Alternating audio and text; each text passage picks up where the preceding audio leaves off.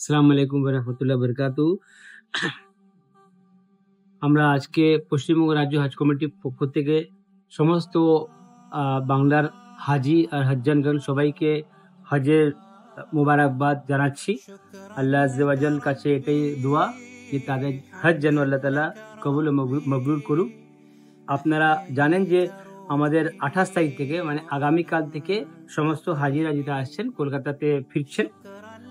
এটা 11 জুলাই অবধি আমাদের পুরো প্রসেসটা চলবে। হাজি সাহেবরা যেটা আসবেন এখানে, তো আমাদের কলকাতা এয়ারপোর্টে যে অ্যারেঞ্জমেন্টগুলো আছে ওই অ্যারেঞ্জমেন্টগুলো আমি ছোট করে একটু বলার চেষ্টা করছি। সমস্ত হাজি সাহেবরা যারা আসছেন তারা কিন্তু আমাদের old domestic arrival terminal, Netaji Subhash Chandra Bose international airport, যেটা ওল্ড ডোমেস্টিক অ্যারাইভাল টার্মিনাল, যেই টার্মিনাল দিয়ে তারা গিয়েছিলেন সেই টার্মিনাল দিয়ে তারা ফিরবেন। এই টার্মিনালটা আপনার কলকাতা এয়ারপোর্ট নতুন যে বিল্ডিং আছে, বিল্ডিং এর পাশে যে আপনার ভলভো যে বাস স্ট্যান্ড আছে, বিল্ডিং এর জাস্ট সংলগ্ন বিল্ডিংটা, সেখানে কিন্তু এই ওল্ড ডোমেস্টিক অ্যারাইভাল টার্মিনাল আছে। এটা আমরা যদি ল্যান্ডমার্ক বলেন, তাই এনএসসি বিআই যে এয়ারপোর্টে থানা আছে, থানার পাশে কিন্তু এই ডোমেস্টিক টার্মিনালটা আছে। এখানে সমস্ত হাজি সাহেবরা আসবেন। হাজি সাহেবরা যখন নামবেন, নামার পরে তাদের ইমিগ্রেশন হবে।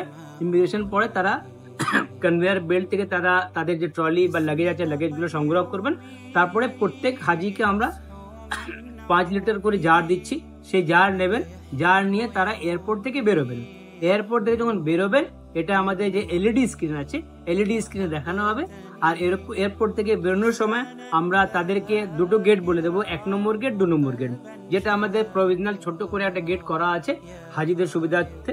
তো 1 নম্বর গেট কোন দিকে আছে? 1 নম্বর গেট আছে থানার দিকে। আর 2 নম্বর গেট যেটা আছে আমাদের যে ছোট গাড়ি যে পার্কিং আছে, ওই পার্কিং দিকে 2 নম্বর গেট আছে। তো এই দুটো অ্যারেঞ্জমেন্ট আছে, এই দুটো ভাবে কিন্তু হাজি সাহেবরা বেরোবেন। আর আমাদের এখানে যে পুরো পার্কে পুরো এরিয়াটা আমাদের এখানে প্যান্ডেল দিয়ে ঘেরা আছে।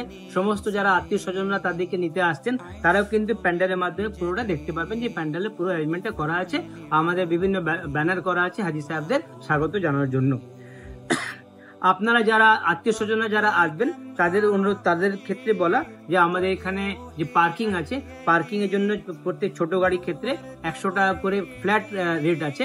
সেখানে যে পার্কিং স্পেসে তারা গাড়ি রাখতে পারবেন। বাস যারা আছে, বাসের ক্ষেত্রে আমাদের যে কার্গো স্পেস আছে, ওই কার্গো স্পেসের ক্ষেত্রে বাসের আপনার পার্কিং অ্যারেঞ্জমেন্ট থাকবে। আর সমস্ত হাজি সাহেব যখন চলে আসছেন কলকাতা চলে আসার পরে তারা যদি চান যে শিয়ালদা যাবেন বা কলকাতা যাবেন বা হাওড়া যাবেন, যে জায়গায় যেতে ইচ্ছুক আছেন, আমাদের কিন্তু আমাদের বাস থাকবে, ভলভো বাস। সেই বাসের মাধ্যমে তাদেরকে কিন্তু আমরা সেই জায়গায় নিয়ে যাব।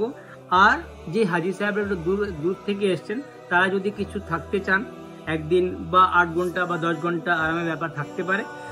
আমরা সবাইকে এটা অনুরোধ করছি, এখন যেভাবে পরিস্থিতি আছে সেটার জন্য যারা মুর্শিদাবাদ বা মালদা বা দক্ষিণ দিনাজপুর, কুচবিহার, উত্তরবঙ্গ থেকে, পুরুলিয়া থেকে এসছেন বা অন্যান্য রাজ্য থেকে এসছেন, তাদেরকে অনুরোধ যে আপনারা যখন ট্রেন টিকিটটা কাটবেন, ট্রেন টিকিটটা একটু সময়ের একটু ব্যবধান রাখবেন।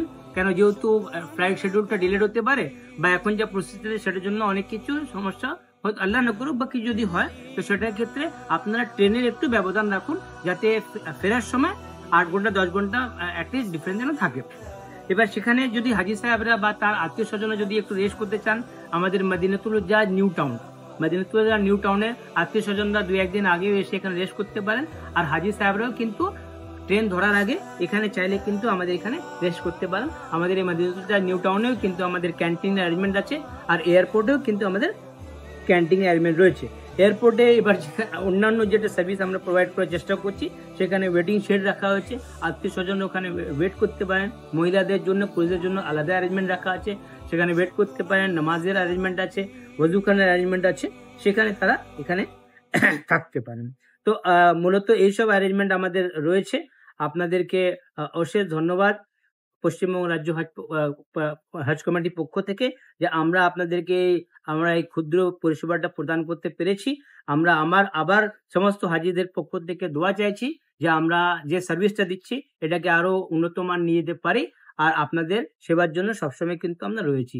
ওয়া আখিরু দাওয়ানা আলহামদুলিল্লাহি রাব্বিল আলামিন।